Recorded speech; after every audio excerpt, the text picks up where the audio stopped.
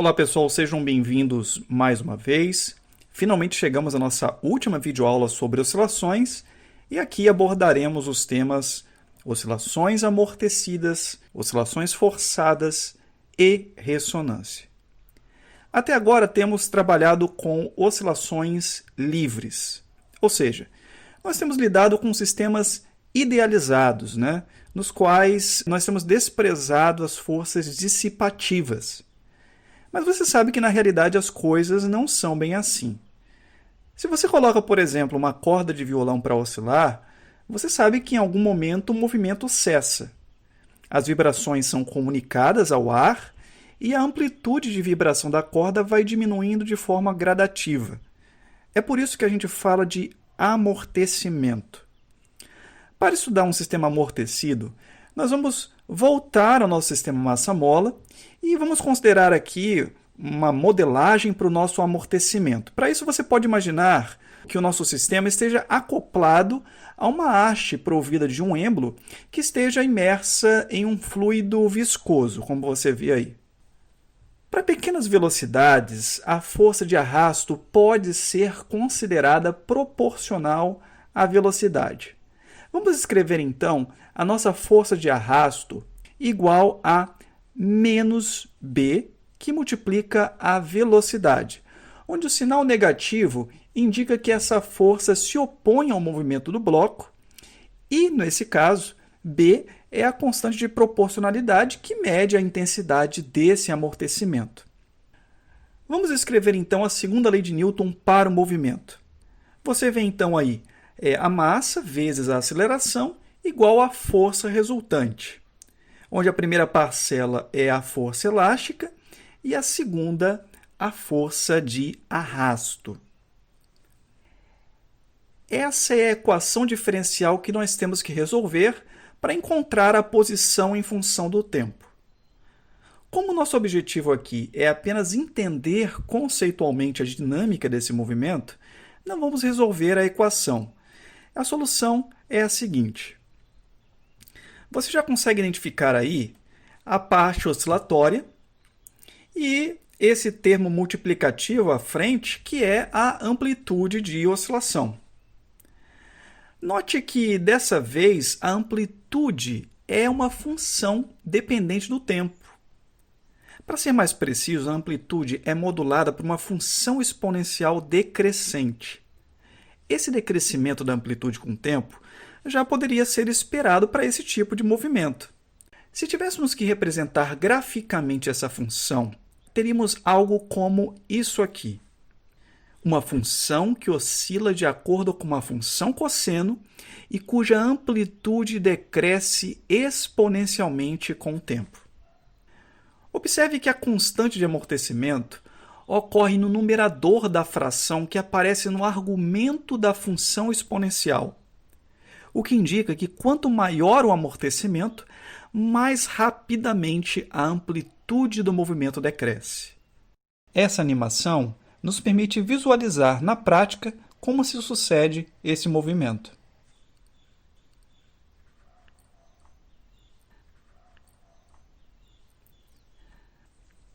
Outra coisa que você deve perceber nessa solução é que a frequência de oscilação desse movimento eu chamei de ômega', porque a frequência do movimento não é mais aquela que era dada pela raiz de K sobre M, mas é menor do que ela, é dada por essa expressão aí. Ou seja, ela é tanto menor quanto maior for o amortecimento. Para completar o nosso estudo, resta falar das oscilações forçadas, ou seja, dos casos em que o sistema oscilante está sujeito a uma força externa. É o que ocorre, por exemplo, com o relógio de pêndulo, que precisa da ação contínua de uma força para injetar energia no sistema. Do contrário, as oscilações cessariam devido à ação de forças dissipativas. Outro exemplo é o que ocorre com o amortecedor de um carro quando ele passa por um buraco. Neste caso, o sistema está sujeito a uma força externa também. Mas antes de tratarmos desses casos, você precisa lembrar de algo que já vimos. Lembre-se que quando estudamos esses sistemas, vimos que as frequências das oscilações livres desses objetos aí dependiam apenas das características desses sistemas. Por exemplo, a frequência de um sistema massa-mola depende da rigidez da mola, que está associada à constante elástica, K, né? E a inércia desse sistema, associada à massa do bloco. No caso do pêndulo simples, a frequência era uma função do comprimento do pêndulo. Já no caso do pêndulo físico, a frequência dependia da massa, da distância entre o centro de gravidade e o eixo de oscilação e do momento de inércia em relação a esse mesmo eixo. Assim, concluímos que cada sistema físico possui uma frequência natural de oscilação, que está relacionada com as características desses sistemas. A pergunta que devemos fazer é a seguinte: o que ocorre a um sistema oscilante se aplicarmos nesse sistema uma força externa? Vamos abordar o caso em que essa força externa é periódica e oscila com uma certa frequência que vamos chamar de ωf. Para realizar esse estudo, vamos usar como protótipo, mais uma vez, o nosso sistema massa-mola. Dessa vez, acoplado a um mecanismo biela-manivela, girando com uma certa frequência angular, ωf, para produzir uma força periódica.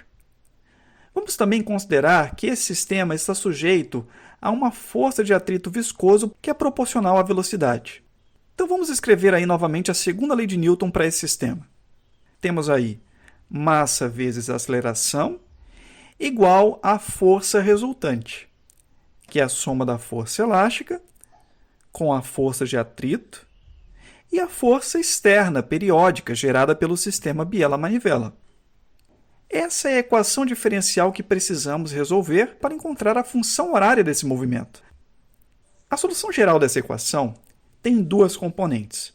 Uma parcela que é transiente, ou seja, um termo que só é importante no início do movimento, porque ele logo vai a zero, e uma parcela que é a que realmente nos interessa, que é essa daí. Olha, batendo o olho nessa equação, você já reconhece aí a parte oscilatória e esse fator multiplicativo que é a amplitude da oscilação. A primeira coisa que chama a atenção nessa solução é que a frequência que ocorre na parte oscilatória é ωf, ou seja, com o passar do tempo, o sistema passa a oscilar na mesma frequência da força externa. Além disso, você percebe aí que quanto maior o valor dessa força, maior é a amplitude de oscilação, algo que é até intuitivo. Agora, curioso mesmo é o efeito provocado por esse fator aqui. Aí você vê o quadrado da frequência natural de oscilação menos o quadrado da frequência de oscilação da força. Observe que se ajustássemos a frequência da força de modo que ela se aproximasse da frequência natural de oscilação, esse termo iria se aproximando cada vez mais de zero. Como ele se encontra no denominador, a diminuição desse fator provocaria um aumento na amplitude. Agora, quando a frequência da força é exatamente igual à frequência natural de oscilação, esse termo se anula e o sistema passa a oscilar com amplitude máxima. Essa é a condição que nós chamamos ressonância. Observe que quando ocorre ressonância, a amplitude só não vai para infinito por causa desse outro termo no denominador aqui, que é diferente de zero. Esse fator é justamente aquele que carrega a constante de amortecimento. Olha ela aí. Ou seja, na ressonância, a amplitude só não vai para infinito, ou seja, o sistema só não quebra, por causa da existência de atrito. Esse gráfico mostra o efeito da ressonância sobre a amplitude de três sistemas sujeitos a três diferentes constantes de amortecimento. O ponto central dessas curvas ilustra justamente a amplitude atingida na ressonância. Note que quanto menor a constante de amortecimento, maior é o efeito da ressonância sobre o aumento da amplitude. Uma experiência comum que ilustra a ressonância pode ser realizada com um balanço de criança. Você sabe que para aumentar a amplitude de oscilação do balanço, você tem que aplicar uma força. Mas isso não é suficiente. Se a força que você aplicar não tiver o mesmo ritmo do movimento natural do balanço, seus esforços serão frustrados. A frequência da força aplicada tem que ser a mesma frequência natural de oscilação do balanço. Se isso não ocorre, não se alcança a ressonância. Mas cuidado se você exagera na ressonância, viu?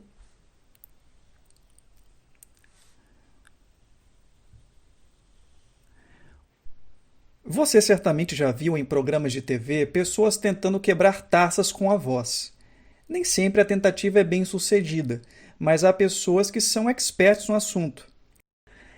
Esse é mais um caso de ressonância. Para ver de perto como o fenômeno se processa, uma rede de TV resolveu fazer um experimento usando uma câmera slow motion capaz de captar 10.000 quadros por segundo, um alto-falante e um gerador de ondas. O objetivo era produzir um som intenso e com a mesma frequência natural de vibração da taça.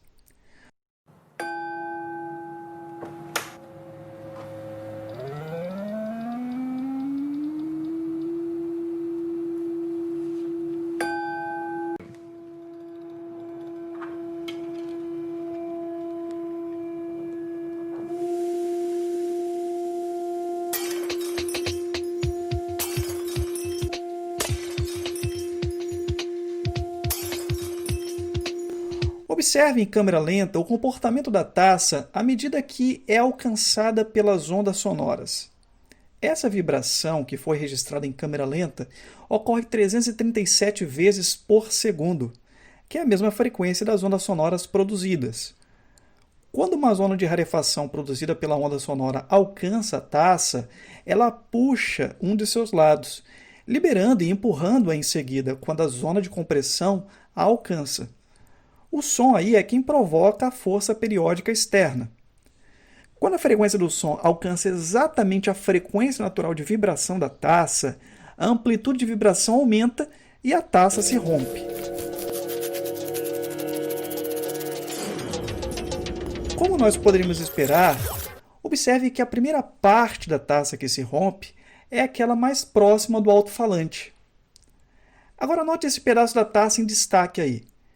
Ele continua vibrando com a mesma frequência da fonte, mas ele não se quebra mais. E por quê? Porque a frequência natural de vibração desse pedaço não é mais a frequência de vibração da taça original. Ele não tem mais todas as características da taça, como seu formato e as suas dimensões. Uma ocorrência que tem sido atribuída pelos engenheiros em parte aos efeitos de ressonância é o colapso da ponte de Tacoma, no estado de Washington, que ocorreu em 1940. Acredita-se que no dia fatídico os ventos atingiram uma velocidade de 65 km por hora, produzindo uma oscilação na estrutura. Na verdade, a tese que predomina atualmente é que a ressonância não seria a causa principal do colapso, que tem sido atribuída a efeitos não lineares. Mas até hoje o fenômeno é motivo de discussão, e eu convido a você a avaliar por si mesmo o que aconteceu naquele dia.